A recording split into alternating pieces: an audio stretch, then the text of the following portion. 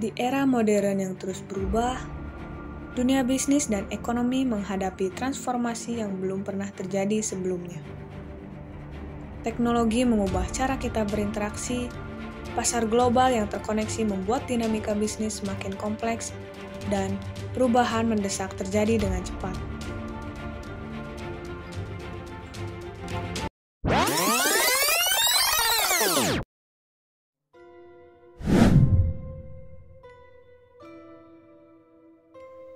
Tantangan dan perubahan ekonomi saat ini membuatku merasa bingung. Terlebih penjelasan di perkuliahan kemarin yang sulit dimengerti. Apa yang seharusnya aku lakukan?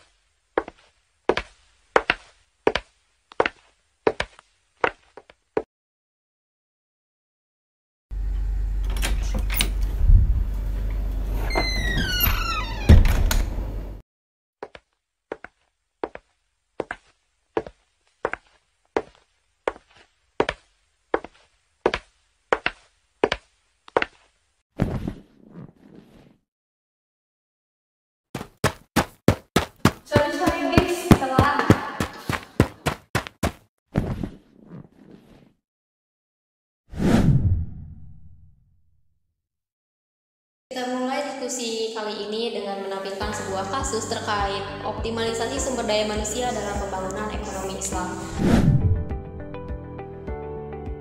Dalam konteks ekonomi Islam, rendahnya sumber daya manusia merupakan masalah yang cukup besar yang dihadapi oleh Bank Syariah di Indonesia, di mana sekitar 90% sumber daya manusia di Bank Syariah Indonesia tidak memiliki latar belakang pendidikan ekonomi syariah atau yang relevan dengan ekonomi syariah.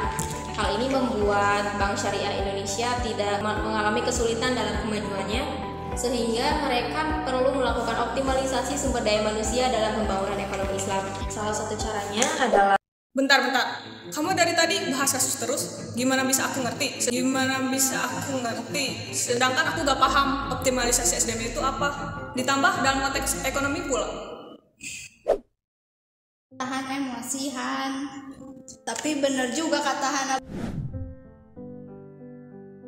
Harusnya diskusi ini mesti ada penjelasan materinya dulu, iya kan? Kita gak akan ngerti isi suatu kasus kalau gak ada bekal dasar teorinya. Udah. Kita diskusi bahas ini semua bareng-bareng ya. Jadi teman-teman semua, yang dimaksud dengan sumber daya manusia dalam konteks Islam disebut dengan ahliyah. Hal ini mencerminkan kapasitas manusia dalam menjalankan kewajiban sosial dan keagamaannya. Ahliyah adalah bakat, kompetensi, otoritas, dan kualifikasi untuk melakukan tugas dengan sungguh-sungguh. Menurut hukum Islam, ahliyah adalah kelayakan untuk memperbaiki kehidupan secara sadar atau memiliki hak atas barang. Dalam pengembangan sumber daya manusia, ahliyah memiliki kategori seperti yang pertama, ada ahliyah al-wujub yang artinya hak asasi dasar. Kemudian yang kedua, ahliyah al-da'a al-nakisah yang artinya kemampuan yang diperoleh seiring bertambahnya usia, dan ahliyah al-ada'a al-kamilah yang artinya kualitas sumber daya manusia yang menuntut tanggung jawab atas tindakan dengan konsekuensi hukum. Oh gitu maksudnya. Lalu seberapa penting sumber daya manusia dalam pembangunan ekonomi Islam di era modern ini? Jadi kalau berbicara terkait pentingnya, sumber daya manusia ini sangat penting karena memiliki peran krusial dalam pembangunan Islam di era modern. Mereka bukan hanya tenaga kerja yang dibutuhkan dalam ekonomi, tetapi juga sebagai penggerak utama dalam kegiatan ekonomi itu sendiri. Keberhasilan suatu negara dalam mencapai kemakmuran dan pertumbuhan ekonomi sangat bergantung pada pengetahuan, keahlian, dan keterampilan tenaga kerjanya. Sumber daya manusia yang berkualitas tidak hanya meningkatkan produktivitas dan efisiensi kerja, mereka juga menjadi pendorong daya saing suatu negara secara global. Mereka membawa inovasi, kreativitas, dan kemampuan adaptasi yang krusial dalam menghadapi perubahan teknologi dan dinamika pasar yang terus berkembang. Kemudian dalam konteks manajemen modern, Teori kepemimpinan mengakui bahwa orang-orang dalam organisasi adalah aset yang sangat penting, dan menurut Peter Drucker, pengelolaan dan pengembangan sumber daya manusia menjadi kunci bagi pertumbuhan organisasi, diperlukan sebagaimana aset fisik seperti mesin dan keuangan.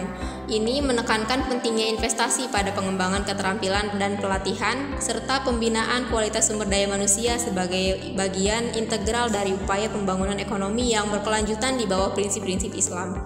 Walaupun skema berkenaan dengan pembangunan sumber daya manusia dalam Islam ini, ada yang bisa jelaskan? Aku kurang menangkap penjelasan terkait ini kemarin.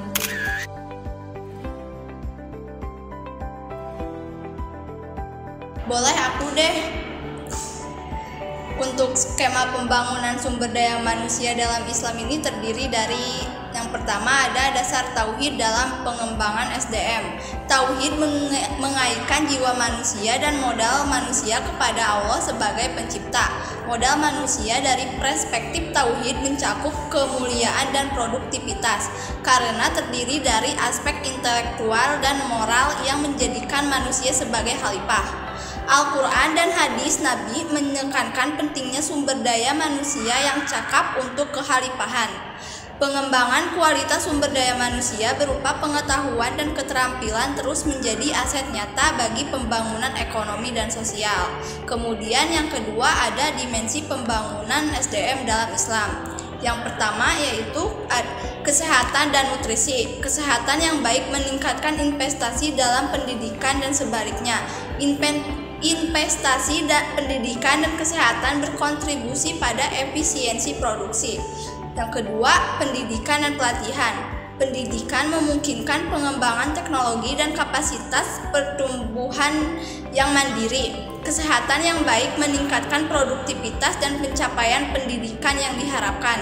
Kemudian yang terakhir ada tazkiyah atau penyucian batin. Pengembangan sumber daya manusia tidak hanya mengisi pikiran dengan fakta, tetapi juga kemampuan untuk memperoleh ilham dan inspirasi melalui keimanan kepada Allah. Sumber daya manusia yang berkualitas harus setia kepada nilai-nilai keagamaan dan mampu menggunakan hati nurani dan intuisi untuk kebaikan. Cukup segitu sih yang bisa aku jelasin, ngerti gak Rama? Lumayan ngerti sekarang. Alhamdulillah kalau gitu. Terus apa lagi ya guys yang belum kita ulas? Han, ada yang mau ditanyain? Bingung. Kira-kira apa lagi ya? Jadi ikutan nggak stuck nih.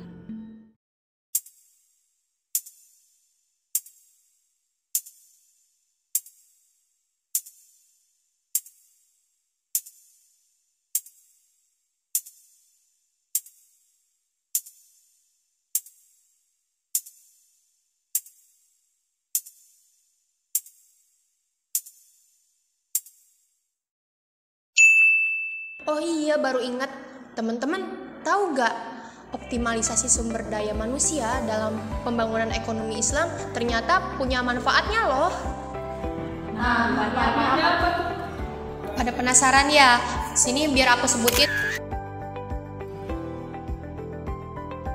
Manfaatnya itu diantaranya yang pertama, meningkatkan lembaga atau organisasi sesuai prinsip Islam, memastikan tindakan berlandaskan pada ajaran Al-Quran dan Al-Hadis. Kedua, melatih SDM untuk meningkatkan produktivitas di sektor ekonomi dengan kontribusi lebih besar dalam produksi barang dan jasa. Ketiga, memperjuangkan keadilan dan kesetaraan distribusi kekayaan serta mengurangi kesenjangan sosial. Keempat, mencegah praktik eksploitasi dan tidak etis dalam ekonomi Islam seperti riba dan spekulasi berlebihan. Dan terakhir, meningkatkan potensi individu untuk pekerjaan lebih baik dan penghasilan tinggi, mengurangi tingkat kemiskinan. Selain manfaat, di sini aku bakal jelasin terkait tantangan dan solusinya nih. Tentu dalam setiap melakukan suatu tindakan pastinya ada tantangannya dong, yang meliputi yaitu yang pertama, tantangan finansial. Pengoptimalan sumber daya manusia tentunya membutuhkan biaya yang besar yang berbentuk investasi dalam pendidikan, pelatihan, riset, dan infrastruktur TIK dapat membatasi akses terhadap SDM. Solusinya melalui kemitraan sektor publik swasta, dukungan lembaga keuangan, serta pemanfaatan zakat dan sodako untuk pendidikan dan pelatihan. Kemudian perubahan kebutuhan industri. Perubahan kebutuhan industri ini memerlukan keterampilan baru yang belum tercakup dalam kurikulum. Solusinya adalah kemitraan erat dengan industri untuk menyesuaikan SDM dengan kebutuhan pasar. Kemudian ada perbedaan sosial dan ekonomi. Sumber daya manusia dalam kelompok kurang mampu mungkin tidak memiliki akses ke pendidikan dan pelatihan berkualitas.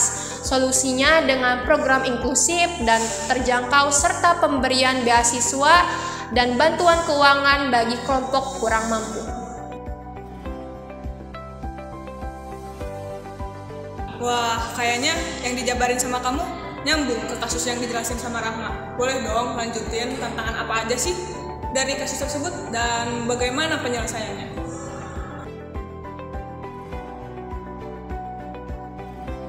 Aduh, lagian dari tadi main motong aja, padahal tinggal jelasin upaya-upayanya. Tapi gak apa-apa, oke kita lanjut bahas.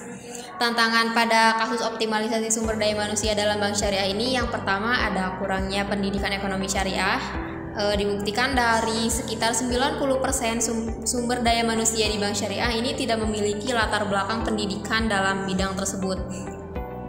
Yang kedua itu ada keterbatasan sumber daya manusia yang berkualitas. Nah, ini pertumbuhan industri keuangan syariah ini tidak sejalan dengan ketersediaan sumber daya manusia yang berkualitas, menghambat perkembangan bank syariah. Dan untuk mengatasi tantangan yang dihadapi tersebut, ada langkah-langkah yang harus dilakukan, yaitu yang pertama, fokus pada pendidikan ekonomi syariah dan pelatihan untuk meningkatkan kualifikasi sumber daya manusia di bank syariah.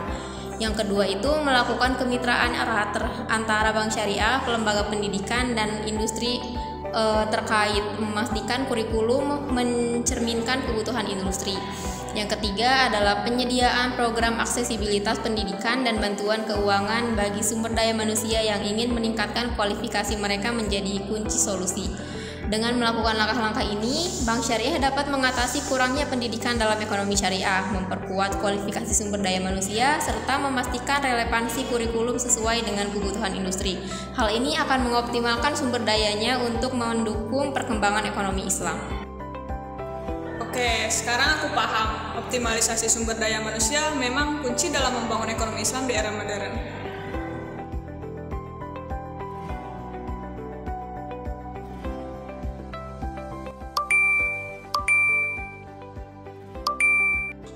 Maaf teman-teman, sepertinya ibu udah nyuruh aku pulang nih. Kira-kira masih lama gak sih diskusinya? Ya udah, kita akhiri sampai sini aja. Lagian poin-poin pembahasannya juga udah disampaikan semua. Sebelum diakhiri, boleh dong kesimpulannya. Berhubung aku nyimak dan memahami penjelasan dari kalian semua, biar aku simpulin di diskusi kali ini. Dengan demikian, dapat ditarik kesimpulan bahwa sumber daya manusia atau ahliyah dalam Islam mencerminkan kapasitas manusia dalam tugas sosial dan keagamaan, berperan vital sebagai penggerak ekonomi, meningkatkan produktivitas, efisiensi, dan daya saing negara. Skema pembangunan mencakup kesehatan, pendidikan, dan penyucian batin dengan manfaat optimalisasi SDM berupa peningkatan lembaga sesuai Islam, keadilan distribusi kekayaan, dan meningkatkan kemampuan individu. Tantangan termasuk aspek finansial, perubahan industri, dan perbedaan sosial ekonomi dengan solusi kemitraan pendanaan, penyesuaian kurikulum, dan program inklusif. Makasih Han atas kesimpulannya. Selesai sudah diskusi ini, mari kita akhiri diskusi ini dengan ucapkan hamdalah bersama-sama. Alhamdulillahirabbil alamin. Geraklah bersama untuk membangun masa depan yang lebih baik. Setiap langkah dalam mengembangkan sumber daya manusia membawa perubahan positif bagi kita semua. Jadilah bagian dari perubahan ini. Mari bergandengan tangan dalam memberdayakan potensi diri dan orang lain. Bersama, kita menciptakan generasi yang tangguh dan berdaya saing tinggi.